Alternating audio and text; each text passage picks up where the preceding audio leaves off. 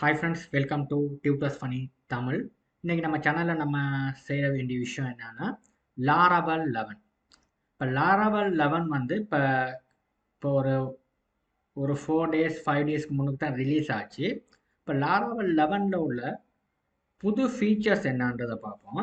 இப்போ நம்ம Laravel 11 எப்படி இன்ஸ்டால் பண்ணுறதுலையும் பார்ப்போம். இப்போ வந்து நம்ம Laravelனு சொல்லி நீங்கள் டைப் பண்ணீங்கன்னா அது அஃபிஷியல் வெப்சைட் இதுதான். இதுக்கு போனீங்கன்னா இப்போ டிஃபால்ட்டாக வந்து நீங்கள் டாக்குமெண்டேஷன் போனீங்கன்னா இதில் வந்து பாருங்கள் உங்களுக்கு Laravel 11 தான் இப்போ வந்திருக்கு. இப்போ இந்த Laravel 10 செலக்ட் ஆகி நீங்கள் லோவஸ்ட் வெர்ஷன் போகணுன்னா உங்களோட ப்ராஜெக்டை நீங்கள் பில்டப் பண்ண அந்த Laravel 9 8 இப்படி நீங்கள் செலக்ட் பண்ணி 8 செலக்ட் பண்ணீங்க அதுக்கு ஏற்ற மாதிரி டாக்குமெண்டேஷன் வந்து உங்களுக்கு கிடைக்கும். எப்படி Laravel 8 இன்ஸ்டால் பண்ணுறது அதுக்கான டாக்குமெண்டேஷன் இதுதான். ரைட், இதை பேஸ் பண்ணி நீங்கள் Laravel 8 வந்து நீங்கள் இன்ஸ்டால் பண்ணலாம் உங்களோட மெஷினுக்கு. ரைட், இப்போ நமக்கு வந்து நம்ம பார்க்க போகிறது லோவஸ்ட் வெர்ஷனில் நம்ம கடைசியாக வந்து நியூவஸ்ட் வெர்ஷன். இப்போ லோவஸ்ட் வெர்ஷன் 10ல என்ன இப்படி Laravel CRUD அப்ளிகேஷன் செய்கிறதுலாம் வீடியோ போட்டிருக்கேன், பார்க்க நண்பர்கள் பாருங்கள். இப்போ Laravel 11க்கு போவோம். இப்போ Laravel 11ல வந்து இந்த டாக்குமெண்டேஷன் கோ த்ரூ பண்ணிங்கன்னா உங்களுக்கு ஈஸியாக இருக்கும். இப்போ நான் ஒரு ப்ராஜெக்ட் ஒன்று க்ரியேட் பண்ணுறேன். இந்த முறையில் தான் நம்ம ப்ராஜெக்ட் க்ரியேட் பண்ணுறது. Okay, composer create project Laravel இங்கே வேர்ஷனை நம்ம மென்ஷன் படுத்தணும். இப்போ நம்ம பொறுத்தவரைங்க இந்த வேர்ஷன் நம்ம மென்ஷன் படுத்தவே தேவையில்லை. ஏன்னா இப்போ Laravelல வந்து நீங்கள் வந்து 11 தான் லேட்டஸ்ட் வெர்ஷன். அப்போ நம்ம இங்கே வந்து வேர்ஷன் வந்து ஸ்பெசிஃபை பண்ண தேவையில்லை. நீங்கள் லோவஸ்ட் வெர்ஷன் போகிறதா இருந்தால் இங்கே நீங்கள் ஸ்பெசிஃபை பண்ணணும். இப்போ நம்ம நார்மலாக இப்போ இந்த டாக்குமெண்ட்டை இதை அப்படியே காப்பி பண்ணியும் நீங்கள் இன்ஸ்டால் பண்ணலாம். இல்லை நீங்கள் நான் வந்து இப்போ என்ன பண்ண போகிறேன்னா ஒரு G driveல போயிட்டு ஒரு ஃபோல்டர் ஒன்று கிரியேட் பண்ணுறேன், Laravelனு சொல்லி Laravel ப்ராஜெக்ட்ஸ்னு. ஓகே, இதுக்குள்ளே போயிட்டு CMD கமாண்ட் அடிச்சுட்டு இந்த கமாண்டை நீங்கள் காப்பி பண்ண கமாண்ட் எப்படி கொண்டு போய் பேஸ்ட் பண்ணி என்டர் பண்ணால் இன்ஸ்டால் ஆரம்பிக்கும். நமக்கு இந்த வேர்ஷனை நம்ம தேவையே இல்லை. எனக்கு நான் இதை ரிமூவ் பண்ணிவிட்டு நான் இப்போ பாருங்கள் கம்போசர் கிரியேட் ப்ராஜெக்ட் Laravel இங்கே வந்து நம்ம மை ஆப்னு ஃபர்ஸ்ட் கொடுக்குறேன். பேரை நம்மளோட ஆப்ட பேரை நான் கொடுத்துக்கலாம், ப்ராஜெக்ட் பேரை. ஓகே, இப்படி பேரை வச்சுக்கணுங்க. பேக் ஹேண்ட் ஆப்னு வச்சுக்கலாம். எங்களோட ஏதாவது பேரோல் சிஸ்டம் செய்யணும், பேரோல் ஆப்னு வச்சுக்கலாம். ஓகே, இப்போ நீங்கள் லோவஸ்ட் வெர்ஷன் இங்கே வந்து அவங்க டாக்குமெண்ட்ஸில் கொடுத்துருக்க மாதிரி செய்யணும். ஓகே, இப்போ நியூவஸ்ட் வெர்ஷன்னா நீங்கள் சும்மா அப்படி கொண்டு போய் இன்ஸ்டால் பண்ணாலும் உங்களுக்கு லேட்டஸ்ட் வெர்ஷனுக்கு தான் இன்ஸ்டால் பண்ணணும். ஓகே, அதனால நமக்கு 11க்கு தான் இப்போ கடைசி வெர்ஷன் என்னமா இருக்கோ அந்த வெர்ஷனுக்கு அது ஒட்டோவா தெரிவு செய்யப்பட்டு அதை இன்ஸ்டால் பண்ண ஆரம்பிக்கும். அதனால நமக்கு வெர்ஷன் ஒன்றும் ஸ்பெசிஃபை பண்ண வேண்டிய அவசியம் இல்லை. ரைட், ஓகே, இப்போ இன்ஸ்டால் பண்ண மாதிரி நீங்கள் வெயிட் பண்ணுங்க. இப்போ பார்த்தோம்னா எனக்கு இன்ஸ்டால் ஆயிடுச்சு பாருங்க, Laravel 11 இன்ஸ்டால் ஆயிடுச்சு. இன்ஸ்டால் பண்ணதுக்கு இங்கே பாரு நம்ம ப்ராஜெக்ட் பேர் என்ன கொடுத்தோம், மை ஆப்னு கொடுத்தோம். அந்த ப்ராஜெக்டில் வந்து ஒரு ஃபோல்டர் ஒன்று கிரியேட் ஆயிருக்கு. இப்போ இதை ஓப்பன் பண்ணுறதுக்கு வந்து நம்ம இந்த ஃபோல்டர் உள்ளுக்கு போயிட்டு இங்கே போயிட்டு அட்ரஸ் பாரில் CMDன்னு டைப் பண்ணிவிட்டு இந்த மாதிரி கமாண்ட் ப்ராம்ப்ட் ஒன்று ஓப்பன் ஆகும். இதில் வந்து நீங்கள் வந்து VS கோட் எடிட்டர் உங்கள் மெஷினில் இன்ஸ்டால் பண்ணாட்டி நீங்கள் இன்ஸ்டால் பண்ணிக்கணும். இதில் போயிட்டு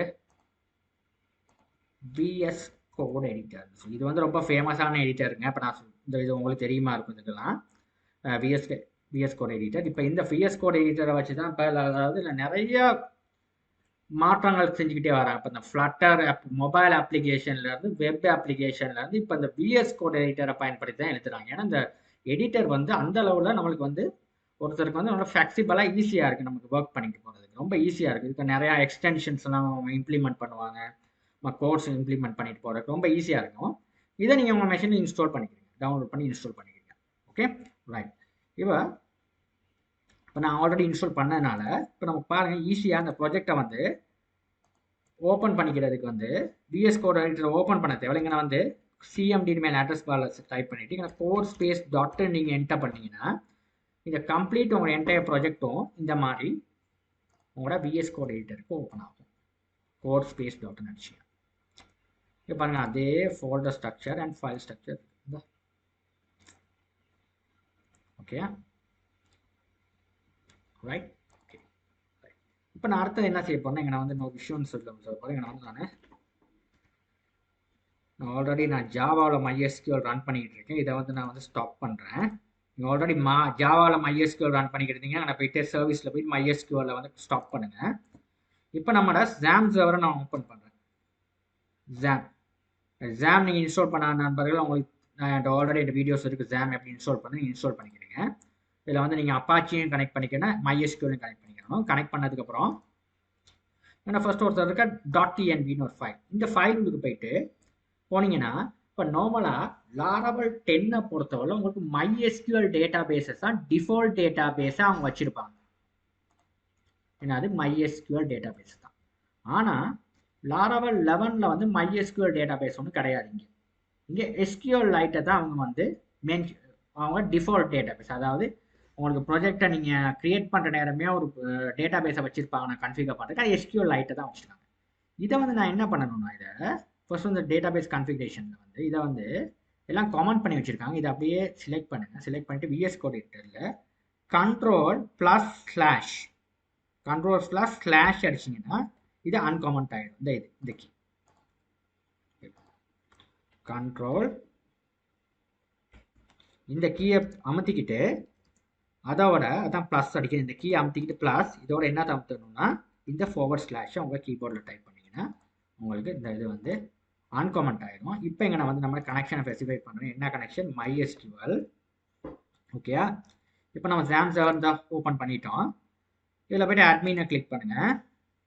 கிளிக் பண்ணிங்கன்னா உங்களுக்கான MySQL விண்டோவுக்கு போவார். இப்படி ஓகே, உங்களோட MySQL விண்டோவுக்கு போவார். நீங்கள் வெயிட் பண்ணுங்கள். ரைட், இப்போ இதில் போய் நம்ம நியூ அடிச்சுட்டு ஒரு டேட்டா பேஸ் ஒன்று க்ரியேட் பண்ணுவோம்.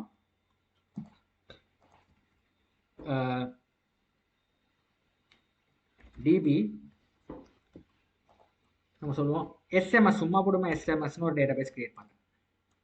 நான் சும்மா உங்களுக்கு வேணுங்கிற பேர் க்ரியேட் பண்ணிங்க. நான் ஒரு SMS ஒரு டேட்டா பேஸ் பற்றி தான் க்ரியேட் பண்ணுறேன். ஓகே, இப்போ இந்த டேட்டா பேஸை பேர் DB SMS. இதை கொண்டாந்து நான் என்ன பண்ண போகிறேன்னா ரைட் இப்போ நான் என்ன பண்ண போகிறேன்னா என்னோட டேட்டா பேஸ்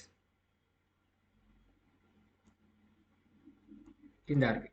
ரைட், இதுதான் நம்மளோட ப்ராஜெக்ட். ஓகே, இந்த ப்ராஜெக்டில் வந்து நம்ம இதை MySQL சேஞ்ச் பண்ணிட்டோம்.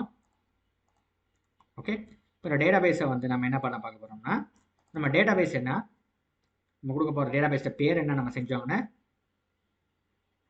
பேர் என்ன பேரில் டேட்டா பேஸ் க்ரியேட் பண்ணோம் உங்களுக்கு மறந்துட்டிங்கன்னா அந்த இருக்குது DB SMS. இதை வந்து நீங்கள் கொடுங்க DB SMS. இது வந்து நம்ம டேட்டா பேஸ், இது வந்து நம்ம MySQL ரன் பண்ணுற போர்ட் இதுதான். ஓகே, இதுதான் நம்மளோட லோக்கல் ஹோஸ்ட் அட்ரஸ் வந்து இதுதான் நமக்கு. ரைட், அதாவது நம்மளோட மெஷினில் உள்ள அட்ரஸ் இதுதான். இதாவது நீங்கள் சர்வரில் ஏதாவது நீங்கள் அப்லோட் பண்ணிங்கன்னா அந்த சர்வரோட அட்ரஸையும் நான் ஸ்பெசிஃபை பண்ணணும், இல்லைன்னா ஒர்க் பண்ணாது. ஆனால் யூசர் நேம் அண்ட் பாஸ்வேர்ட்னு ஒன்று 2 கொடுத்துருக்காங்க. இப்போ இதே வந்து நீங்கள் வந்து சர்வர் ரவுண்டில் நீங்கள் இந்த ப்ராஜெக்ட் நீங்கள் ரன் பண்ணுறேன்னா அந்த யூசர் நேம் அண்ட் பாஸ்வேர்டை கொடுக்கணும். இப்போ நம்ம நார்மல்ட லோக்கல் ஹோஸ்ட் சர்வர்ட நீங்கள் ஜாம் சர்வர் நீங்கள் இன்ஸ்டால் பண்ணிங்களோட மெஷினில் டிஃபால்ட்டாக, அதாவது நீங்கள் இன்ஸ்டால் பண்ணுற நேரமே உங்களுக்கு கிடைக்க பண்ணுற யூசர் நேம் வந்து ரோட், பாஸ்வேர்டு வந்து பிளாங்காக இருக்கும். ரைட், இதுதான் கன்ஃபிகரேஷன். இதை நீங்கள் சேவ் ஆல் கொடுத்துட்டு இப்போ வந்து ரன் பண்ணி பார்த்தீங்கன்னா இதை இங்கே வந்து டெர்மினல் விண்டோ ஓப்பன் பண்ணுவோம். அந்த டெர்மினல் போய் நியூ விண்டோ ஓப்பன் பண்ணிட்டு இப்போ நான் வந்து PHP artisan serve கொடுக்குறேன்.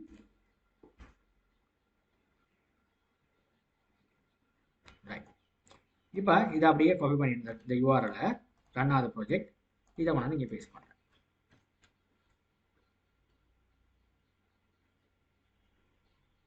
ரைட், இவனை என்னென்ன பிரச்சனைங்கண்ணா ஒரு நான் பேஸ்ட் பண்ணுறேன். இவங்க வந்து DB SMS session does not existன்னு கேட்டுது.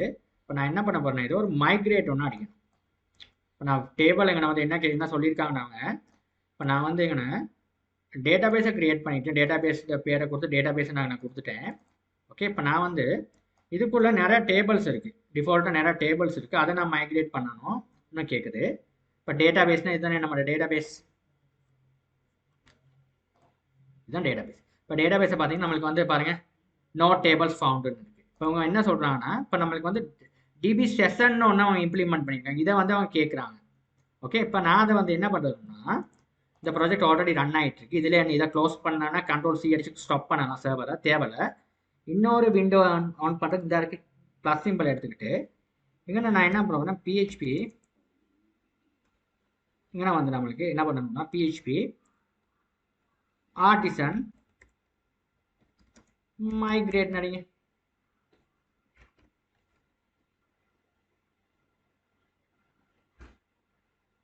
இந்த பார்த்தீங்கன்னா எல்லா டேபிள்ஸும் நான் க்ரியேட் ஆகி வந்துருச்சு. ஓகே, இங்கே பாருங்கள். இப்போ நான் இதை ரன் பண்ணி காட்டுறேன். இங்கே பாருங்கள் வந்துருச்சு. ஓகே, அதாவது அது வந்து இப்போ நம்ம டேட்டா பேஸை கன்ஃபிகர் பண்ணனால அவங்க வந்து மைக்ரேஷன் கமாண்டை ரன் பண்ண சொல்கிறாங்க. அப்படின்னா தான் இப்போ பாருங்கள், இந்த மைக்ரேஷன் கமாண்டை ரன் பண்ணோன்னே உங்கள் டேட்டா பேஸில் பாருங்கள் நோ டேபிள்னு வந்துருச்சு. இப்போ நான் வந்து திரும்ப கிளிக் பண்ண இவ்வளோ டேபிள்ஸ் வந்து பாருங்கள் உங்களுக்கு க்ரியேட் ஆகுது. டிஃபால்ட்டாக இந்த டேபிள்ஸ் எல்லாம் உங்களுக்கு க்ரியேட் ஆகும். செஷன் மேனேஜ்மெண்ட், யூசர், இதெல்லாம் வந்து உங்களுக்கு டிஃபால்ட்டாக க்ரியேட் பண்ணுற டேபிள்ஸ், ரைட்? இப்போ இதுதான் உங்களுக்கான இப்போ லாராவல் 11ல் உள்ள ஃபீச்சர்ஸில் வந்து இந்த டேட்டா பேஸ் வந்து நமக்கு எஸ்கியூஎல் லைட்டாக இருக்கும். அதை வந்து நம்ம MySQL உங்களுக்கு வேணுங்கிற டேட்டா பேஸ்க்கு நீங்கள் பார்த்துக்கலாம். PostgreSQLனா PostgreSQL, MySQL, Mongo, இது நீங்கள் வந்து உங்களுக்கு தேவையான அளவில் இங்கே கன்ஃபிகரேஷன் கொடுத்துக்கலாம், ரைட்? இப்போ இந்த வீடியோ வந்து உங்களுக்கு விளங்கியிருக்கும் நம்புகிறேன். இல்லை ஏதாவது சந்தேகம்னா கமெண்ட்டில் தெரிவிங்க. தேங்க்யூ ஃபார் வாட்சிங்.